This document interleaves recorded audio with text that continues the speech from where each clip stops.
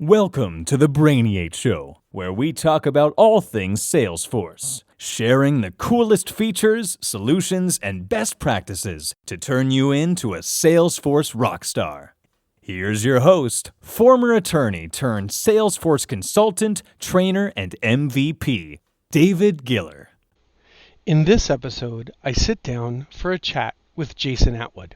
Jason is co-founder and COO of Arkus, co-host of the Cloudforce Weekly podcast, Salesforce MVP, and certified Salesforce consultant. Jason shares some insights and perspectives on destination success, explains how Quora and Stack Exchange are probably the best kept secret tools used by Salesforce developers, and gives us his top picks for favorite apps on the App Exchange. Jason Atwood, welcome to the program. How are you? I'm very well, David. How are you? I can't complain. So we are recording this on a snow day in the New York metro area. How are you holding up with the snowstorm? I've said a couple times today, I'm high in my ivory tower because I live in an apartment building in New York City, which for all its craziness of New York City, one of the pleasures is that I have not been outside yet. And so I don't have to go outside. Everything has happened. I convinced my wife to walk the dog. So that was the one thing that had to be done during the day, and I convinced her to do it. So I'm in shorts and a T-shirt, and I'm fine. Good for you. I actually had a neighbor who wanted to borrow my snowblower, and I've been on back-to-back conference calls all day long. So I let him borrow the snowblower, and of course, as a courtesy, when he was done, he took care of my driveway and walkway. So nice. I'm not complaining either. I haven't left the house yet. That's the best. If I were in the suburbs, I would own like 3 of them and just let everybody borrow them. Here you go. Right. Remember to get the front stoop. Exactly, and pick up my newspaper in the driveway while you're at it. That's right. Anyway, let's talk a little bit about our favorite topic, one of our favorite topics, which is Salesforce. So tell us a little bit about how you first got involved in Salesforce and some of your first impressions. Sure. So we're going to have to get into a time machine a little bit to get back to my first involvement in Salesforce, which was way back in the year of 2000. Where I guess Salesforce in 2000 and Salesforce in 2017 are two completely different animals. I was at a startup, longer story short, or shorter story long, I was working at a very nice job in a great office, and I was young, and everyone was making money out in the IPO world, these computer startups, and so I decided to leave my incredible job with my windowed office and go to a startup where I worked, by putting together our own IKEA furniture in the weekends. And I was the 4th person on as part of the startup, and I had all the options to become a paper millionaire if the company had ever survived, which it did not. But we were very, this was 99, 2000, and so we wanted to do everything, internet-based at the time. Cloud, I don't even know if that was a thing yet. So we did VoIP phones, and we did, hosted email, and we did, and when we looked for a CRM system, we didn't really want to use software. We wanted to use something that was sort of, in the internet. So we stumbled across Salesforce, and Salesforce at the time looked like Act. I mean, or not Act. It looked like. Trying to think of like that really old software. It just looked very, colors, and you could capture like 3 or 4 different types of things. I think it was accounts, contacts, and leads, maybe ops. I mean, it was just very, very basic. So, I like to say, I've been around the Salesforce ecosystem since 2000. I did take a little bit of a break in the middle where I went off and did other things, but came back to it. Years later, personally, I ran my own personal company out of it as a one-person. I had one license for like 10 years in Salesforce. I tell you, the Salesforce collaboration, when you have one license, is awesome. It's like you could just chatter at yourself. Hey, see that lead? Yeah, I saw that lead. What are you going to do with it? I'm going to do what you're going to do. It's really fun. Groups works.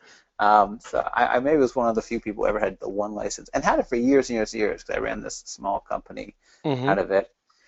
And then was involved much longer in I worked at on my podcast, the other podcast, Cloud Focus Weekly. There's my first plug. We always say that the company that shall not be named, so we don't name the company. I don't know, maybe for legal reasons, but it was a very big company, and they purchased 30,000 licenses of Salesforce, which at the time was the world's, or the Salesforce's biggest sale of licenses ever. Unlimited edition, by the way, so that was cuckoo. Wow! And we were involved in the rollout and setup of it, and eventually I created the central Salesforce office, CSO, where we were a group of people who helped maintain Salesforce and the platform and build out things like recruiting and collecting feedback internally. So it was a wild ride, and then during the end of the wild ride and the first meltdown of the economy, right. That company had decided just to sort of move away from that. So I took my show on the road and started Arkus, and that's where I've been for the last 7 years, going on 8 years.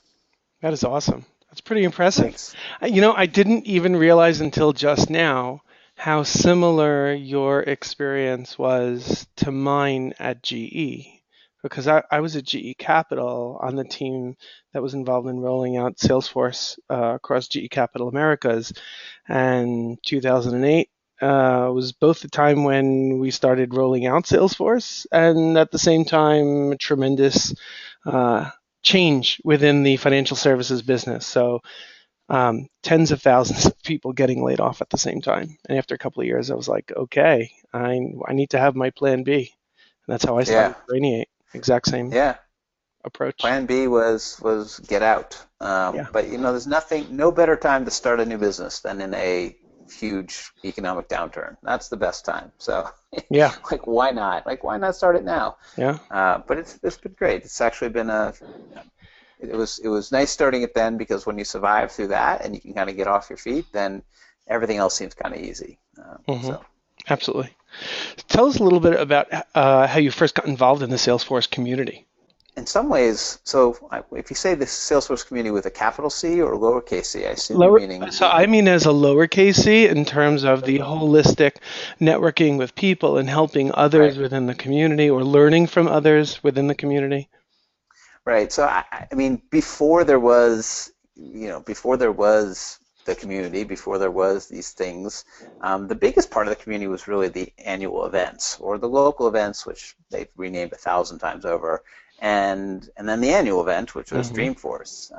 So last year I attended my 10th Dreamforce in a row. I don't know if it matters that when it was in a row, but I thought that was kind of fun. And that was really the first community. I mean, going to my first Dreamforce, and I guess I could go back and look at what exactly it was, but it was what, 5,000 people or something ridiculous. It was nothing. It was this tiny little conference, and seeing it grow over the years from that, which was really the community, to what it is now, where this community with a capital C.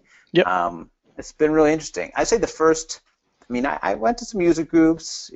We're involved in the community because we podcast and we blog, and we're on the social networks, so there's that part of it. But I think the real first, besides ideas, I think it was really the Dreamforce Portal. Like when the Dreamforce Portal hit, again, this is before what they eventually turned it into, the community and the product that we know today. But the Dreamforce Portal was this, hey, once a year, if you're going to Dreamforce, log into this thing, right? And you have groups, and it was just chatter groups and stuff, and it blew up. And it was like an annual thing for us to go in there, and it was fun. Like you got to sort of interact with people, all these Salesforce people, and not just voting on stuff, but now kind of commenting. And there was all this, both sides of the community, which was great because all these people were collaborating, but then there's the other side of it where there were people in there spamming and calling and doing all that. So I don't know. I guess it goes way back in terms of the community, the smaller community, and then seeing it grow into what it is today is just kind of amazing. Right, and that as you mentioned, that holds true. I think I agree with you wholeheartedly that a lot of it emanates historically from the events, primarily Dreamforce, and then the regional events as those started sprinkling out. And then there's the Salesforce success community and the user groups and everything that's going on in Twitter, LinkedIn, and Facebook, and the various, whether it's groups or individuals, and the blogs and podcasts. And so that's where I think of community as a holistic, both digital as well as offline, and it's not restricted to a singular platform or tool. And it's just grown organically in such a remarkable way and continues to grow. Yeah, now it's crazy. I mean, it's right. Again, it used to just be sort of this small world, and now, it feels like there's tons of tentacles, right? There's user groups which are blowing up. I mean, user groups are huge. I went and did a couple last year, sort of as a way to get back in the community. I had felt like I wasn't sort of giving back enough, so I said, "Oh, I'll go on tour and go do user groups." I spoke at a couple last year, flew across the country actually to one, and did one locally, as you know, in New York, which was great. And it was on one of the weekly Friday call-in, ask a person questions, which was kind of fun. So there's plenty out there. I will say it's not just what you would think. And then there's like the outside community. There's like the people over in Quora, which I really like Quora for all its answering of questions kind of away from the mothership, and Stack Exchange, which is great. You search for questions now and you find tons of those things are over in Stack Exchange. They're not, they're in their own little world. It's gotten crazy. Yeah, it's both overwhelming. It's overwhelming, intimidating, and at the same time, for people who are looking for answers, so many places to look. And a lot of times I find myself stumbling on, I don't think of Stack Exchange as a place to look for an answer to a particular problem. A lot of times I just do a Google search, but I stumble on the correct answer on Stack Exchange. And it always surprises me. Yeah, a lot. Yeah. I stumble on. I feel like I stumble on Stack Exchange more often than not, especially if it's code type of thing, right? You find that that's a great place where more developer-focused people are. But yeah, good stuff. So tell me, of the various apps that are available on the App Exchange, which two would you identify as your favorite, and why? This is like picking from my children, right? How do I pick? Like, you have 3 kids. Which is your favorite 2 of them? Oh, it's definitely those 2. I gotta say that. I mean, I'll give a couple answers. So as you know, because you listen to Cloud Focus Weekly, Justin and I, every week we pick apps. Now, of course, we started by thinking we were picking Cloud Focus apps, which always meant it had to be a cloud-based something. That became very difficult after 257 episodes to always pick something in the cloud. So I think Justin still gives me crap because one day I picked Spring 13, and he's still like, you can't pick a release as your app pick of the week. But so we've picked a ton, and we use a ton of them. Recently, I mean, we at Arkus, we have 2 free apps, so that's always nice. We have Clone This User, which is a free tool for you to deep clone a user. So you can take a user either on the mobile device, or you can take it inside Salesforce and setup, and you can clone them with all of their associated things like public groups and permission sets, which is great because so much of the setup of a user is refilling out the stuff that that's already been assigned, especially as permission sets get more and more. You don't want to have to go reassign all that stuff. So Clone This User is great. Oh, that's a great pick. Yep. And then I guess I would throw in Permissioner, our other free product, which is for mass assignment and revoking of permission sets. So when permission sets first came out, Justin and I actually had a little to do with it back in the day, but we knew the product manager and we got friendly with him, and when it came out, he's like, well, it's going to be great. Permission sets going to be great, but you can only assign them one at a time. And he's like, and for many, many releases, I'm not going to build anything other than do that. But we built it API first, so if you want to go and build something to sort of assign permission sets in mass, go ahead, and I'll help you. I'll show you how. I'll give you access to technical specs and whatever you need to build it. So we built this tool that allows you to go in and search for a bunch of permission sets and then search for and assign it in mass to tons and tons of users. And that's some nice features. And then you can also revoke them back. So I know it's a little bit my own stuff and my own kids, but nothing wrong with that. Those are two apps that I both use a ton. I use Clone User 2 days ago, and I used Permissioner a week ago. They're both free, and so no one's going to get hurt in the making of this podcast. Well, good. I have to tell you, though, that so I created for myself and anyone that's on my Brainy8 team, a quick cheat sheet of both.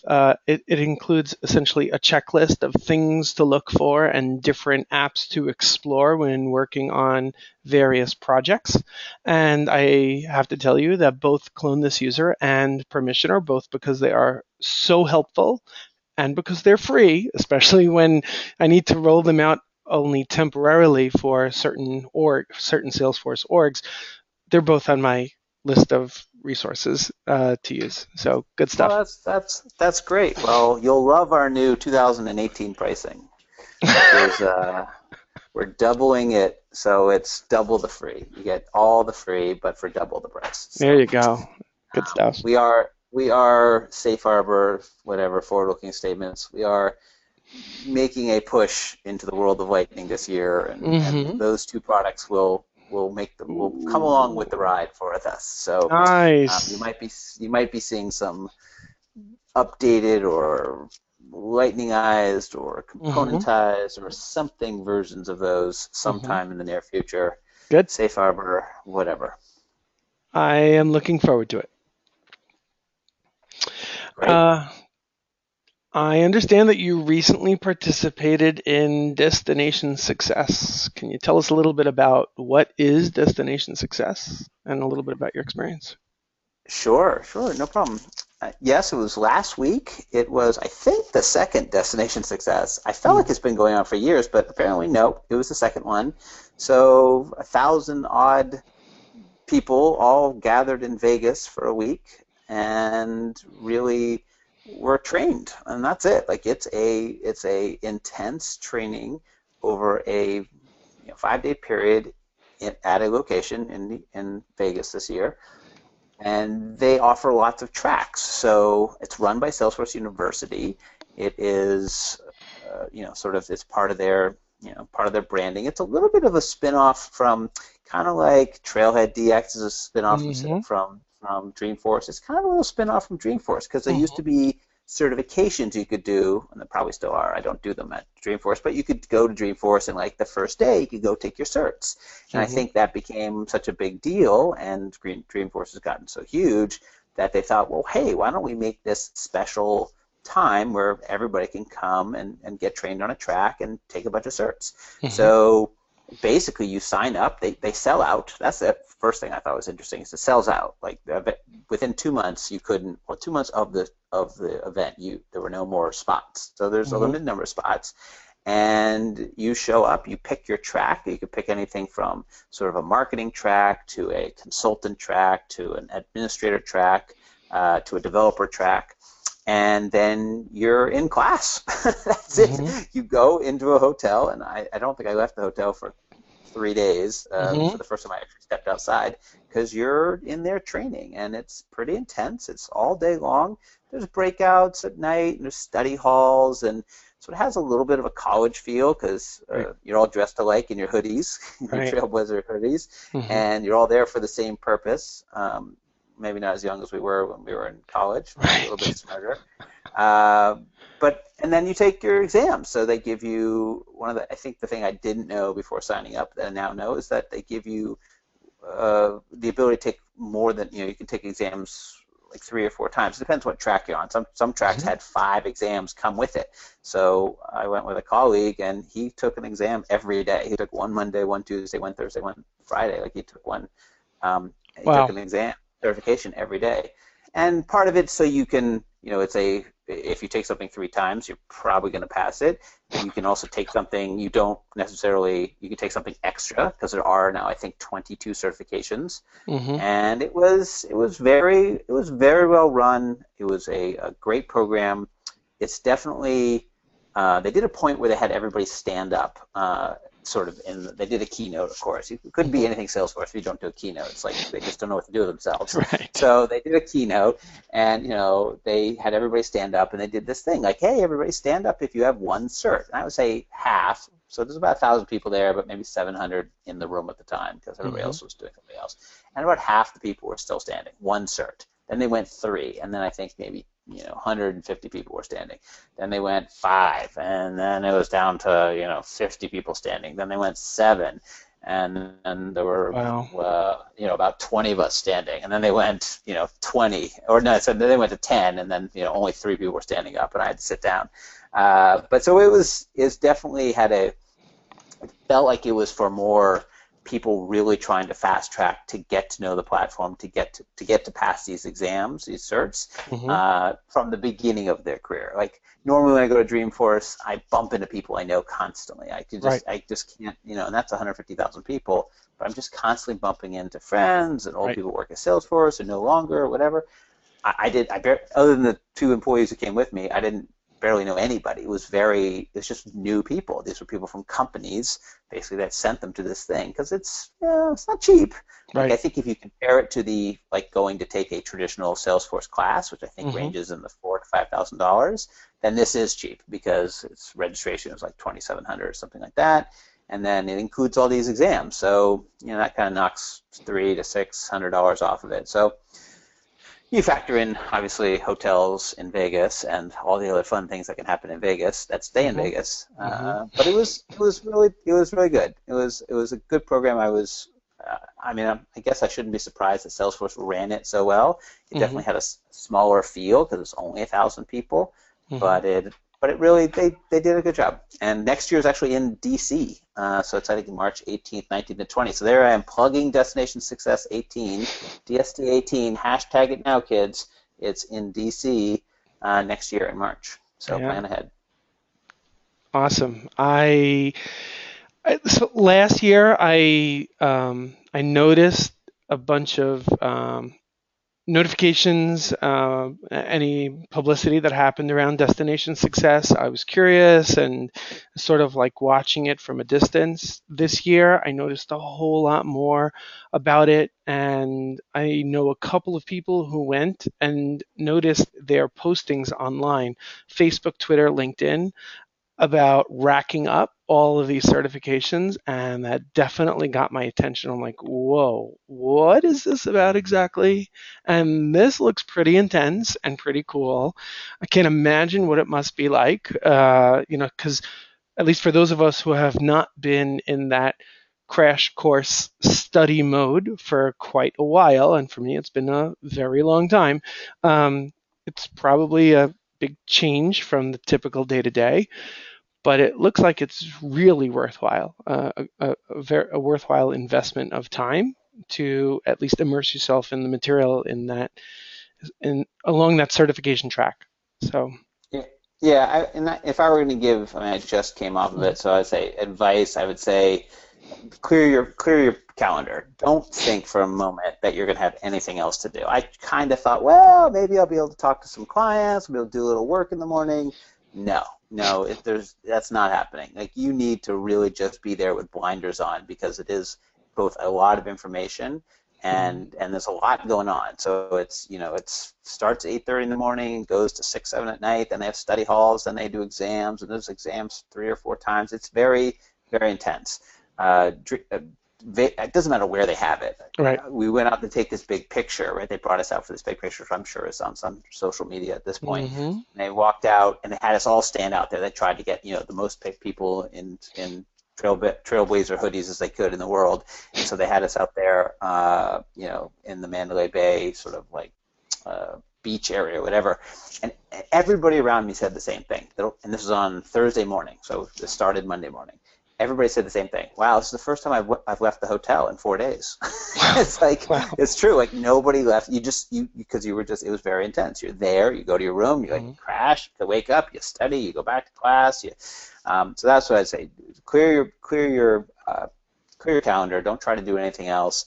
And then definitely pick the right track. Like, there were definitely some tracks that were, they were more about sort of getting you from point A to point B than about learning necessarily. So some were about passing the exam. So I think it's a mix. Like, are you trying to learn something about it to apply it, or are you just trying to get the cert? So those are two different things. And one is I'm trying to get deep on a certain subject matter, and the other is I just want these certs because I need to get them, because either I've been told to, or I need to, or my boss is going to fire me, or whatever it is. There's a reason why you have to get that cert. So I think those are two things I would think about for next year. Hopefully they're adding 3 more certs this year, so it's going to be up to like 25. And they're kind of dealing with how they handle it. So, there's recertifications, there's maintenance, and they're coming up with better ways to do that, because it's very onerous if you have more than, X certs. Yes. One person, to maintain that many, you have to take all these maintenances, and they all come with some sort of price. So it can get to be a lot. So they're coming up with different ways to handle that. But they'll get there. Like anything Salesforce does, it gets better and better as they do it more and more. Yep. That's great insight. Thanks for sharing. No problem. Let's talk a little bit about Lightning. You touched on it earlier, especially as it relates to projects that you're working on, whether it's introducing a new organization to Salesforce. How do you choose whether you're introducing them to Salesforce Classic versus Lightning, or on the flip side, you're working with an organization that's already deeply embedded in Classic, and there's the fear factor, there's the analysis and perhaps changes that need to happen, or incompatibilities with apps that are not necessarily so Lightning friendly. Tell us a little bit about your impressions and experience. Sure. So first of all, I'm scared. I know this is not explicit, but I was going to say scared, S-less. In some ways, taking all of my tons of experience on this platform and sort of throwing it out the window is not a fun thing. Right. It's like everything you've known and talked about and has been burned into your brain, that's all gone. Right? You have to really think differently now, and you have to. The platform is a different platform than even you remember it. Not so much the back end, but this front end is a very different thing, and it's going to change. It's going to create new challenges, and it's going to create incredible new opportunities. I would say, they released it last year, not last year, but the year before at Dreamforce as the new thing, and it's now gone through 3 releases, and I think now is the time. If I'm I'm not an advisor, but if I guess I am. Now is the time to start to think about it, right? Now is the time to start evaluating. We at Arkus are saying 2018 is the goal to be 100% on Lightning for us. We have a lot of custom code. We have a lot of custom UI that we've built, to run our business, and we have labs, obviously, that I just talked about that we've built out. So there's a lot, and then there's process things. So for all that, we want to make sure that by the end of this year, we're kind of sort of all the way over onto Lightning. So we're giving ourselves a year to sort of do that roadmap. And that's sort of what I was saying to everybody. Sure, you're going to have probably 2-3 more years on Classic, probably up to 5, because there'll be some mega corporation that holds all those licenses that'll say, you need to support IE6 for the next 10 years. And so they'll probably be able to stick on Classic till the end of days. But for the most of us, Lightning in this year and next year is really the way it needs to go. And I'm getting the questions more and more from, both in terms of we've started developing on Lightning and developing, components. And I think I'm in sort of 2 parts. One, I'm really, really excited by the ideas and the concepts and the customization and the way it's been built. I think that's incredible. The componentization of it, the new UI, the way that we can do things in Salesforce that we never could do before, and what it'll mean to build applications in Salesforce, right? So we'll think about things differently. We'll go away from page layouts, and we'll talk about pages, and we'll go away from sort of a static UI to one that's constantly moving and talking to each other. And the ability to customize things is going to be both almost unlimited, but that's going to create a whole new set of issues, right? I'm no longer stuck to my sections and my 2 columns and my related lists. I'm going to be able to do anything I want, kids. I'm going to be able to put things where I want them and put custom things and drag and drop, and that's going to change a lot of the way we sort of build and talk about Salesforce. So from that point, I'm really excited. Then there's the grumpy old man inside who logs into Lightning once or twice a week and spends some time in there and starts pounding his fist against the desktop saying, where is this and where is that? Where is the back to list option and why is it so slow and why is that snowman winking at me? Why do you keep winking at me? Right? So there's all that part of it that's there too, right? It's not ready. It's not ready for prime time. I mean, it's got performance issues.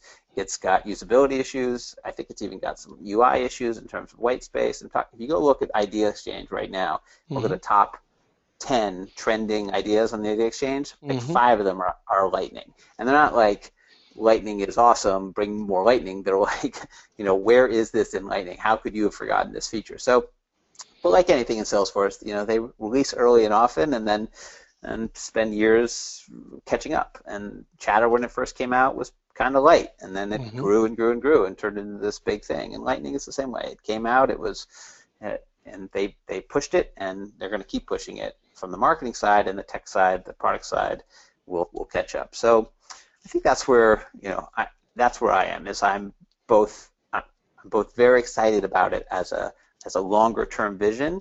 But I know there's going to be some rough spots from now until we get there. So my goal and our goal as Arkus is we're going to start down that path. It might not be fun, and it might be out there with our machetes and chopping down trees to get there. Right. But we're going to start down the path and make sure that, and maybe pave the way for some other people and say, okay, here's the way you do these things, and we're going to build some stuff to help you out in Lightning. And then learn along the way. So there's a lot out there now. One of the things is we're all kind of zoning in on this year. There's a super badge for Lightning, the Lightning Experience Specialist Super Badge, and that's a great way to learn about it. Right? It's a lot of work. It's about 7 hours worth of work. Actually, you have to do work. It's not just one of those trailhead that you can just click, done. Like the Halloween badge, those things. But this is intense work. So you're going to take it over a couple weeks or months to do it, but it really will get you in to learn more about it because it's not the same. And if you're very comfortable with Salesforce in terms of how it looks and feels and how to navigate it, this is going to scare you a little bit. So I just encourage everybody to start in now. I like to say, start making your list and checking it twice. So the things that are missing, start making that list. And then every release, go into the release notes and go, what's still missing? Oh, they got campaign members. Yay, campaign members. Oh, they got related lists. Oh, but they don't do this. Okay, well, we'll just wait for that. They got this great new feature, favorites. Okay, well, that kind of takes away my sidebar, so I can, I don't need sidebar anymore because I got favorites. Ooh, and I can favorite reports. Ooh, that's great. So I don't need my custom links on the side anymore. So it's just stuff like that. You just have to start to think about what's the replacement of the thing you have. And then eventually there'll be just a tipping point where you'll say, okay, there's enough in Lightning that I can do my job. I'm loving Kanban view or Kanban or whatever it is. The speed has gotten where I need it, and so I can really live in Lightning. And I'm hoping that that's a place we can be 100% by the end of this year. Yeah. I'm with you. And are you finding for any projects that you're working on, especially perhaps those projects where it's a smaller organization or they're and they're new to Salesforce, perhaps their needs are primarily the core CRM along the lines of the core CRM functionality? Are you finding that sometimes just introducing them to Lightning experience at their day one rollout is appropriate, or have you not come across that yet? Oh, I definitely. I mean, you have to think about the use case. You have to make sure that they're not going to want to go do something that is you have to be careful about what they're going to want to do, because let's say, for example, they want to go use Work.com. This is one of my current pet peeves, but Work.com isn't in Lightning, and it doesn't exist in Lightning, and it's not even on the roadmap. So you just have to know before you head down that path, because you don't want to say, oh, you can do it all, and then find out you can't. I've had, let's see, we have one client currently who we actually went the other way. We started in Classic. They ended up having a lot of functionality they needed, and they were looking for very specific stuff around tasking, and it just turned out that stuff was in Lightning. So let's flip it over. Let's show you Lightning. And, there was enough there that they went, oh, okay, I think this is good. We have a couple clients that, especially on the nonprofit side, where a lot of the nonprofit success pack is built now in Lightning, and when they flip on a new org, it comes with Lightning on. So some people never even see the other side, and eventually that's the way it'll be. So they get their sales demo and they see Salesforce Lightning. So it's not like you can flip them back to Classic and say, hey, look at this. Like, what's that crap? I don't want that. I want that other place. So. Sorry, it's not crap, but you know what I mean. Yep. So it's definitely happening more and more. But I had just got off a call an hour ago with a client who we built something for them in Visualforce, some cool functionality. 4 years ago, and they were like, "Well, we ran the Lightning. Are you ready for Lightning tool? And by the by, that thing you built for us." It didn't pass or whatever. And I was like, well, okay, we wrote it 4 years ago. There was no Lightning. Lightning wasn't in a twinkle in Parker and Mark's eye. Maybe it was actually. But they were just sipping wine on the couch talking about Lightning. So there's that too. And now we have a whole thought of all these people who are now being told they have to get to this place. Okay, well, what's the path for them? And things like, oh, this Visualforce page we built 4 years ago, what part of it will or will not work? Why is it not passing that thing? Right. So we see the gamut. But yes, I definitely think if you're brand new to Salesforce, and I think especially if you're just into the sales side of anything is probably where it's the safest. It's the safest to go. Right? There's the most energy from Salesforce has been pushed into sales. So traditional sales, leads, opportunities, accounts, contacts, that's where all their effort goes because that's the bread and butter. That's also what we like to call opportunities the gold object because it's like the one that you have to pay the most to get to, right? That's right. Licensing. So they definitely put the most amount of attention into that. And so if you're sticking in that and you're looking for that piece of it, I think that's a great use case. The more you go away from that, the more you go to custom, the more you go to, user interfaces, the more you're coming from installed packages. Those things are not, that's when you start to step farther and farther away from where Lightning is going to be comfortable. Yeah. There's just a lot of stuff that's, again, I uncover it daily. It's like I find something the other day in just a weird thing, in a junction object involving contacts. Contact fields were not available in the related list on Lightning. Right. What? What are you even talking about? What does that even mean? It's not available. What, the fields aren't available in the related list? That doesn't make sense to me. I don't even know what you're talking about. And it's like, oh yeah, that's just a thing. It's like, no, I didn't. What? Or back to list. Again, I found that the other day. Put it up in the Exchange. There's no back to list functionality. Oh, you can use your browser button. Really? That's your answer? So there's that sort of stuff that I know that they will eventually, they'll get around to fixing all that stuff or putting some of it in, and some of it they're not. I think that's for those of us on the fringe edges who use Salesforce for a ton of stuff. We're gonna be the hardest hit because we're finding things and products that we're told that will never go to Lightning. Right. It's like, oh, really? Never? Nope, never. Oh, well, that's gonna suck. Thanks for doing that to us. Hopefully that'll change soon, but for now, that's pretty bad. Yeah, I think it's pretty much never. There are certain things they're going to kill off. They're just gonna say, we're not gonna spend the time, right? I mean, this release had three of my least favorite features got or are getting canned in the next two releases. One of them is that stay in contact or stay in request button where you can send out this row of temp. That thing's getting killed. I love it. I love that. That thing needs to die. It should have died 10 years ago. Yes. So sometimes these new paths are good because they kill off old things that we hate. Yeah. By the way, that's one of the other things that I have on my checklist when working on projects. Make sure to hide that button if it's still available. Mail merge and Yes. stay in contact. That's the two I am Yeah. immediately hide on every related list because it's like, yeah, that's not happening. Well, Cloud Hmm. Scheduler just died. That was a Hmm. fun one. Remember Cloud Scheduler? Right.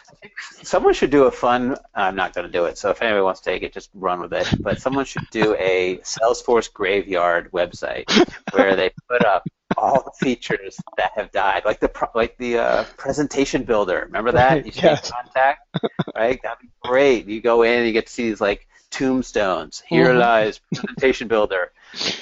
Started in 2007, died in 2009, right? I think that'd be fun. Um, yeah, So many back on good the ideas, so little time.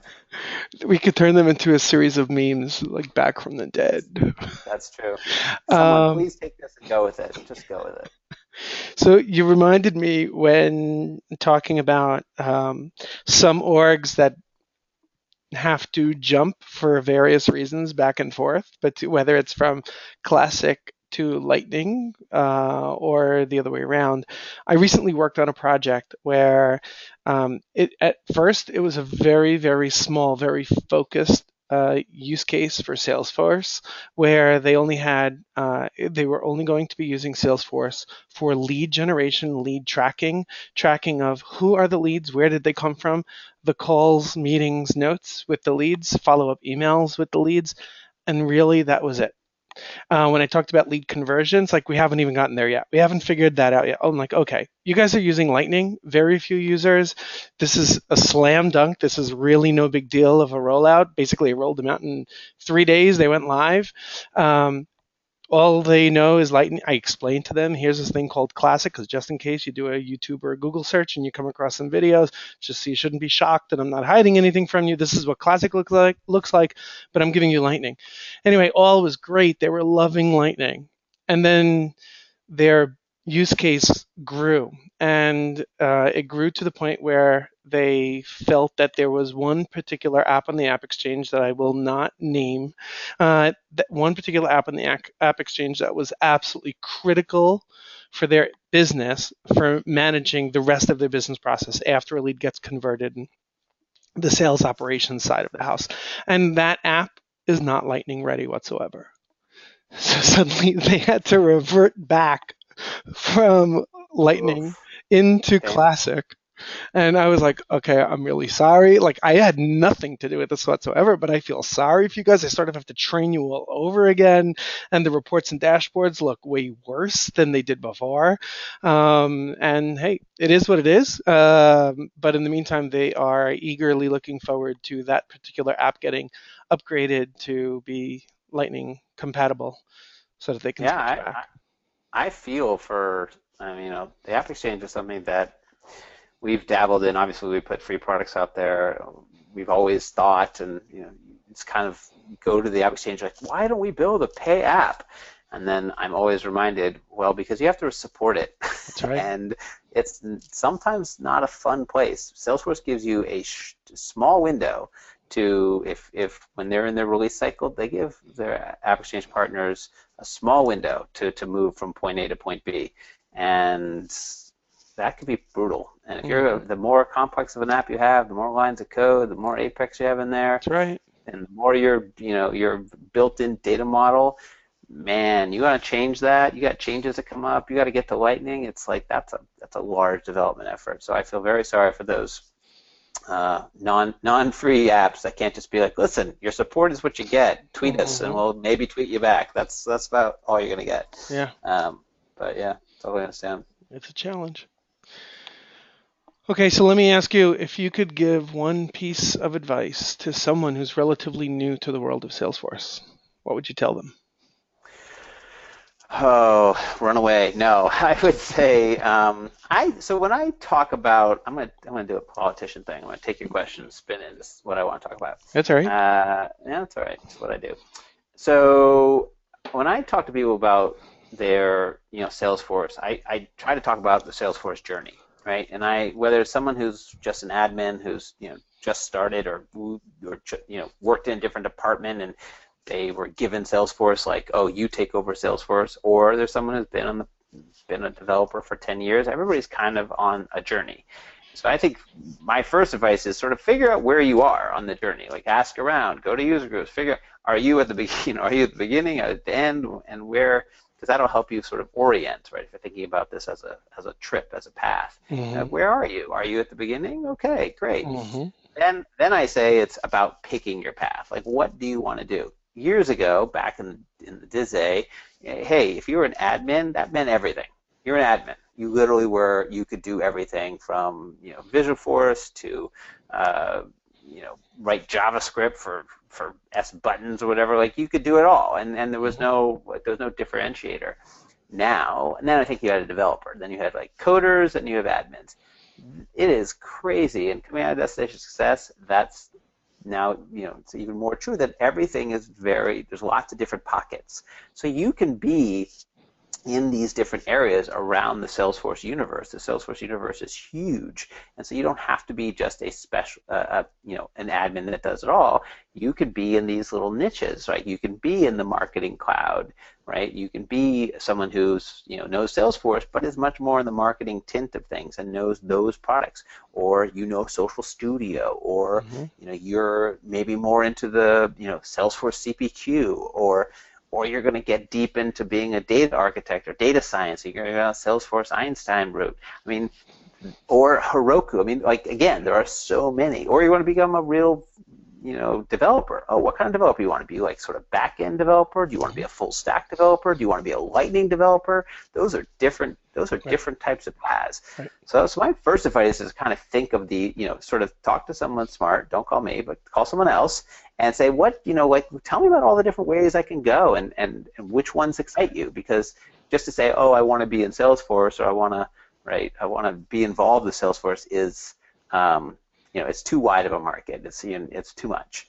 The other thing I think then is to think, well, what are you looking to do in the Salesforce universe? Right. Are you looking to be an admin, right? What's great about an admin? Well, admins are, they're jack of all trades. They help people every day, but they work at a company. So they work at one company. They manage a couple projects.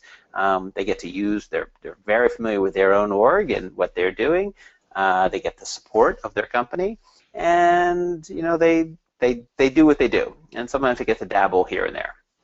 Okay, but then that's a great job, right? It's a great kind of career and job. You can build that up. You could run a group of, like I did, like a group of admins if you're in a huge org. But it has some limitations, right? You generally don't get to play with things that you don't get to play with, right? So if you only have this set of tools, you don't get to play with the other tools because your company is never going to use those tools. And you might be stuck in an org that only has 100 licenses, so you never get to see what it is to have 1,000 or 10,000 or 30,000, or play in those other places, or do development, because maybe your company doesn't do development. They just, they use it for some very specific thing. So that's sort of the admin track. And then I think there's working for Salesforce, right? I mean, clearly they're hiring 5,000 people a year. So, there's the other, hey, I want to be involved in Salesforce. Well, what do you want to do? I want to work for Salesforce. Okay, well, here's what you got to do to work for Salesforce. You got to go out, you got to show your experience, you got to get experience, and then you got to go into a crazy, interview process where I think you talk to 18 people, right? And then you get hired. So there's that kind of path, I think, in the Salesforce universe. And then there's clearly some, the middle is sort of being a consultant. And I know people who have come into consulting and then left it because it wasn't very fun. And I know people who have been in consulting for a long time and they really like it. It's a lot of work. It's very, it's very intense. You end up working on lots of different things, which is really good. So I work, I'm in and out of 7 or 8 orgs a day, so I don't see just one org. I have to see many, kind of like being a doctor, right? I don't see one patient all the time. I see tons of patients, and I have to know a lot about a lot. Like I can't just say, oh, I don't know about that, or I don't know about that. You have to kind of know all these different clouds. And I go to Dreamforce. I say part of Dreamforce. When I go to Dreamforce is the catch up and the reunion aspect of it. Part of it's just fear. It's like, well, it's just mind-numbing fear because, oh my God, they're going to release something, some new thing that I'm going to have to go figure out, right? What is this Einstein thing? What does it mean to me? Oh, it doesn't exist yet. Oh, okay, fine, I don't care about it. Then fine, I'll wait till it exists. Tell me when it exists, and then I will care. I will definitely care as soon as it exists. I don't sound bitter, do I? No. No, you sound like someone who's been to Dreamforce 10 times in a row. That's so true. Well, sometimes they're like, reach under your seat, and there's your little chatty, and Yes. chatty is now, and chatter, Yes. it's chatter, and it exists. Sometimes they're like, and here's Salesforce One, and it's right now, download it. And sometimes they're like, Einstein is awesome. Crickets. Where is it? I don't know. What do you mean you don't know? Where is it? Where can I get it? Is it? Yeah. No. Go to the booth and look at it. Well, can I get it? Can I touch it? No. Yeah. Sometime. To be determined. Yeah. It's the times they do that I'm the least impressed. I like it like when they do the chatter is turned on now in your org. Go back right now, flip it on. Or even Lightning, they kind of did that. They're like, Right. Lightning is available, go for it. Mm-hmm. The ones where they're like, we got this great thing, and you might see it in the future. Okay. So 6 months later, you're still looking for it. Still looking for it. Well, you just know, like Dreamforce this year, Dreamforce 17 is going to be very much about Einstein. It'll be Dreamforce 17, Einstein now actually here. Oh, great! We get to see it and play for it. So anyway, to go back to the thing about so when people are starting off, that's what I kind of lead them through. It's like what kind of the area, and then where are the jobs? Where are the jobs at? Well, those are the places the jobs are at. They're in the admin, they're in the consulting, and they're with Salesforce. Those are the three types of like Salesforce jobs. And then there's developers in all those areas. Like if you want to get into hard good stuff, you could work for a vendor who's like building stuff for Salesforce. Okay, but that's sort of where I push people or talk to people about. Yeah, I agree with you, and I think there's one additional layer that shouldn't be ignored. It can be. I was going to say can't be ignored, but a lot of people are purposely ignoring it, which is that person's own.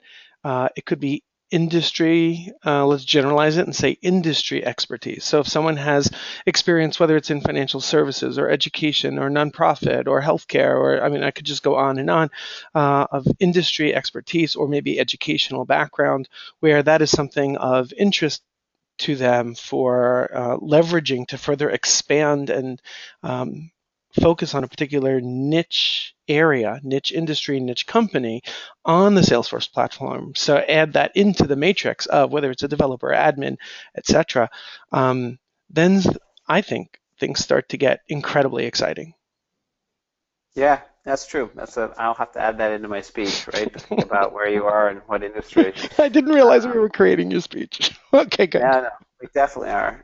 Definitely creating my speech. My Salesforce Journey. It's actually more of a deck, but yes. Okay. It's a speech about it. It happens a lot. So, yeah. But that's a good take on it, right? Think about because it's not just one place anymore. There's so many. I do find people jumping between though, which is interesting. I find people jumping in between different industries now because it is, even if you got burnt out as an admin at a nonprofit, let's say, you could go over and become an admin on if you're good, you could go over to a financial services firm and you'd probably survive. Like if you know Salesforce, you're gonna survive. If you don't know Salesforce, well then you're doubly in trouble. But you could certainly just say, hey, I'm gonna go over and I got some objects, I got some fields, I got some master detail relationships, I got a data model, it's Salesforce, I'm in it, okay, maybe they have some installed packages that are different, but all fun.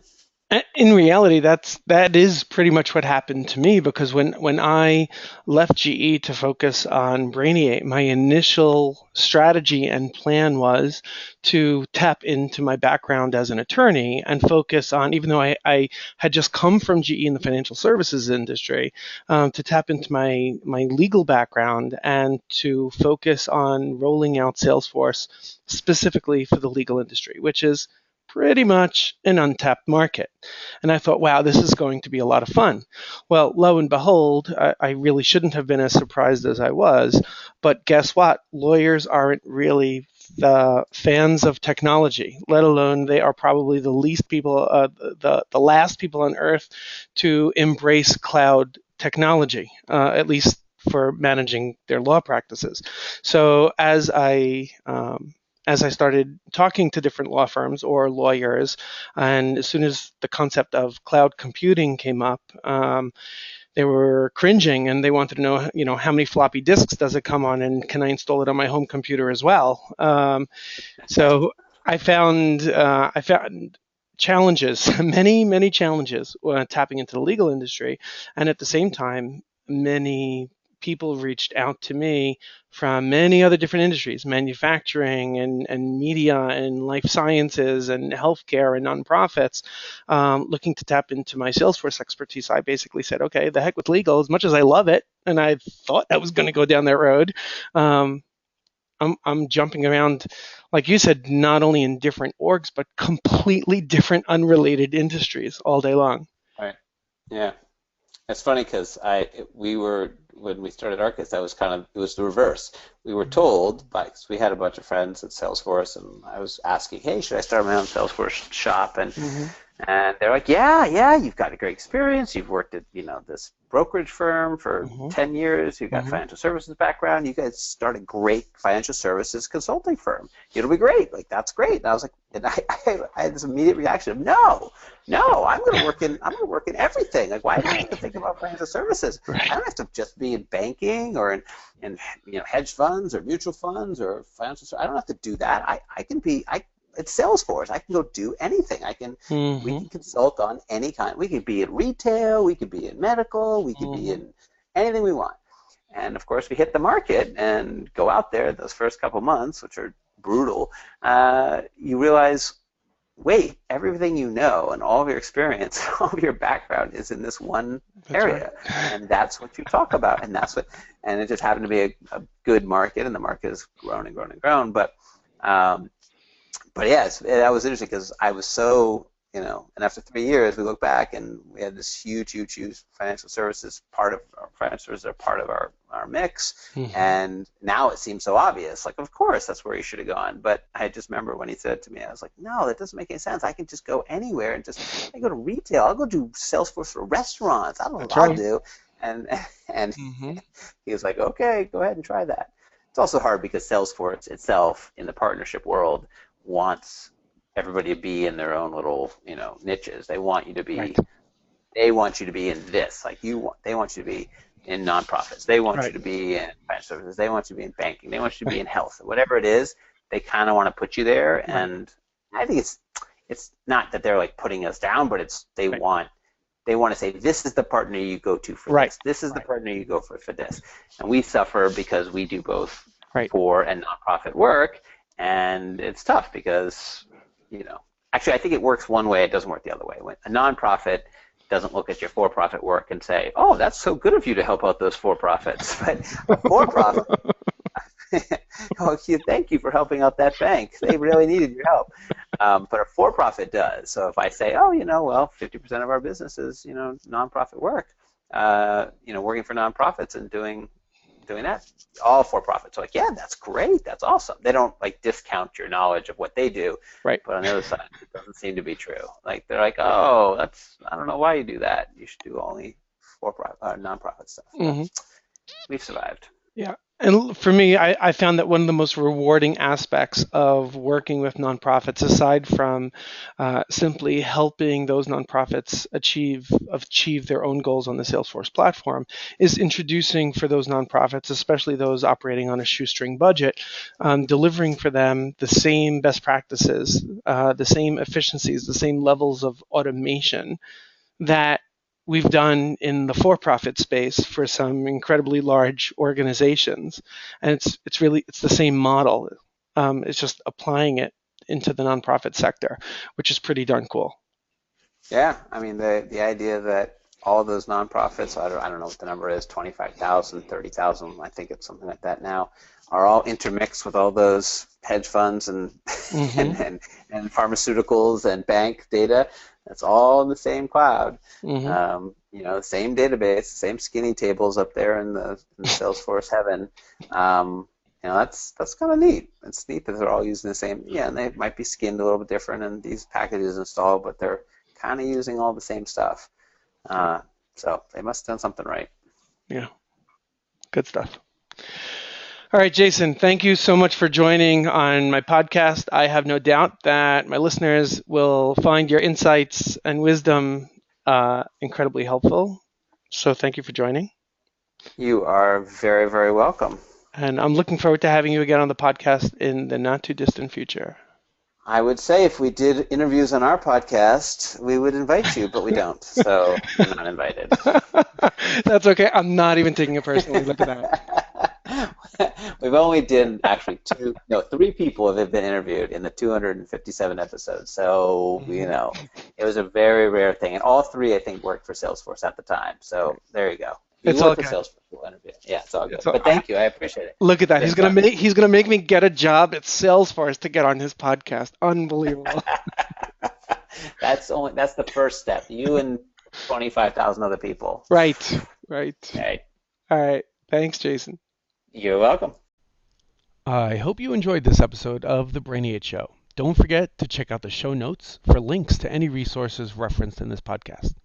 Also, don't forget to head over to brainy8.com to subscribe to the Brainy 8 blog, where I regularly share Salesforce-related tips and tricks to help you become a Salesforce rockstar.